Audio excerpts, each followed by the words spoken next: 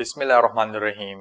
جمعے کو جو کچھ بھی ہوا وہ آپ سب کے سامنے ہے۔ اس واقعے پر بہت ساری بات ہو چکی ہے جو کچھ سیالکوٹ میں ہوا تھا، لیکن ایک چیز پر کوئی بات نہیں کر رہا۔ وہ بات یہ ہے کہ اس قسم کی جو مائنڈ سیٹ ہے، اس قسم کی جو شدت پسندی ہے، وہ ہمارے معاشرے میں آ کہاں سے رہی ہے۔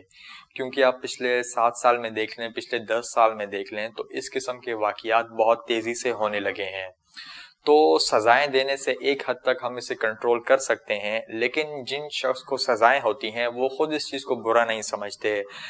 آپ نے دیکھا ہوگا وہ لوگ کہتے ہیں کہ یہ سب کرنے کے بعد ہمیں جنت ملے گی، یہ سب کرنے کے بعد ہم نے بہت اچھا کام کیا ہے، ہمیں بہت ثواب ملے گا، اور ان کو اس کام پر بالکل بھی پچھتاوا نہیں ہوتا۔ اور ان کو اگر سزائیں ہو بھی جائیں، اول تو ہوتی نہیں ہے، لیکن اگر ہو بھی جائیں تو بعد میں آپ نے دیکھا ہوگا کہ ان کی قبروں پر مزار بنائے جاتے ہیں اور وہاں بہت سارے لوگ جاتے ہیں اور ان کو وہ اپنا ہیرو مانتے ہیں۔ تو اس لیے سزائیں ضرور دینی چاہیے، لیکن سزائیں دینے کے ساتھ ساتھ ہمیں لانگ ٹرم پر بھی کام کرنا ہے کہ ایسی جو شدت پسندی والی سوچ ہے، ایسا جو مائنڈ سیٹ ہے، وہ پیدا کہاں سے ہو رہا ہے۔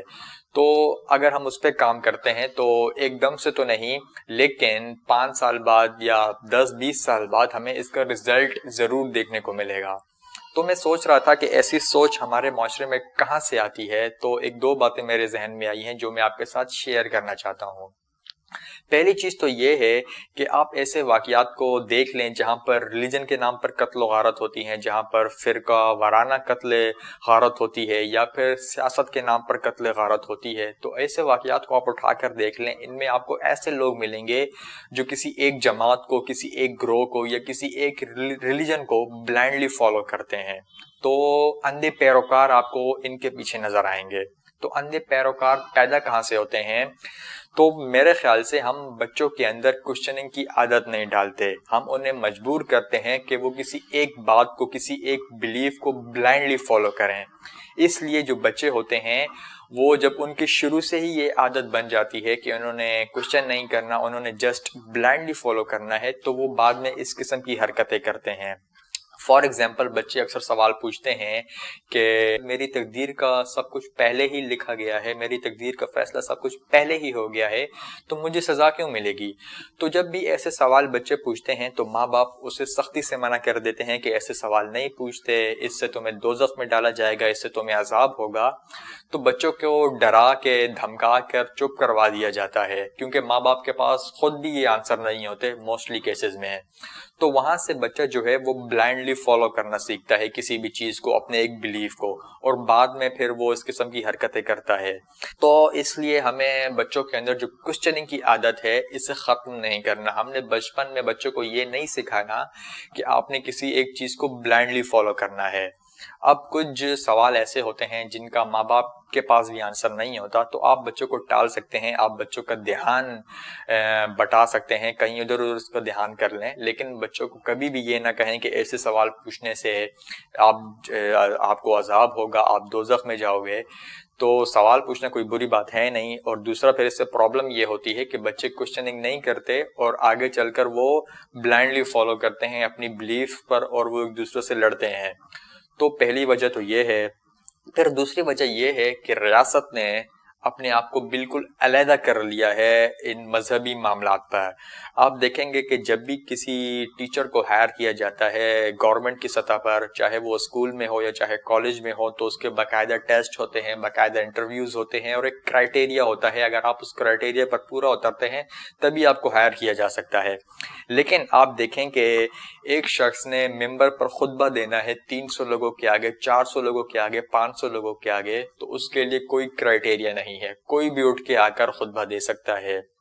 اور اکثر کیسز میں آپ دیکھیں گے کہ اس قسم کے جو شدت پسندی والے واقعات ہیں وہ ممبر سے ہی ان کا آغاز ہوتا ہے۔ ممتاز قادری والا جو کیس تھا مجھے ٹھیک سے یاد نہیں ہے، لیکن مجھے جتنا یاد ہے، جتنا میرے پاس انفارمیشن ہے، ایک شخص نے ہی ممبر پر بیٹھ کر یہ ایسے ایک تقریر کی تھی، اور اس نے یہ ایک فتویٰ جاری کیا تھا، لیکن بعد میں جب اس کو عدالت میں بلایا گیا تو وہ مکر گیا تھا اپنے اس تقریر سے۔ تو ممبر سے اس قسم کے بہت سارے واقعات ہوتے ہیں، تو گورنمنٹ کو چاہیے کہ وہ اس چیز میں انوالو ہو۔ ایک شخص نے 300 لوگوں کے آگے، 400 لوگوں کے آگے خطبہ دینا ہے، جمعے کا خطبہ دینا ہے یا عید کا خطبہ دینا ہے، تو وہ گورنمنٹ کا ہی بندہ ہو۔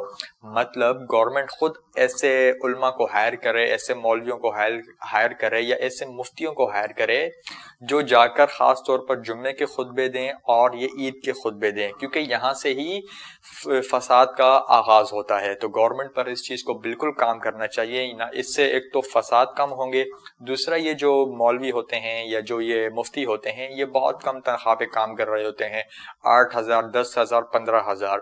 تو جب گورنمنٹ خود ان میں انوالو ہوگی تو ان کو ایک اچھی سیلری بھی ملے گی جس سے یہ اپنا اچھا گزارا کر سکتے ہیں۔ پھر دوسری بات، لوگ یہاں پر یہ کہیں گے کہ یہ جو ہوں گے یہ گورنمنٹ کے ملازم نہیں ہوں گے، مطلب سرکار پھر ان سے اپنے مطلب کے کام کروائے گی۔ تو ایسا نہیں ہوگا۔ اگر ایک شخص نے ممبر پر خطبہ دینا ہے تو اس کے پاس جو کانٹینٹ ہے وہ حدیث ہیں یا وہ قرآن مجید ہے، تو ایسا نہیں ہوگا کہ کوئی ان سے اپنے مطلب کے کام کروائے گا۔ تو یہ میری دو ریکویسٹ ہیں یا میری دو ایسے طریقے ہیں جن کی مدد سے ہم لانگ ٹرم میں ایسے مائنڈ سیٹ کو کم کر سکتے ہیں۔ اور اس کے علاوہ بھی اگر آپ کے پاس کوئی طریقہ ہو تو کمنٹس میں ضرور لکھیے گا۔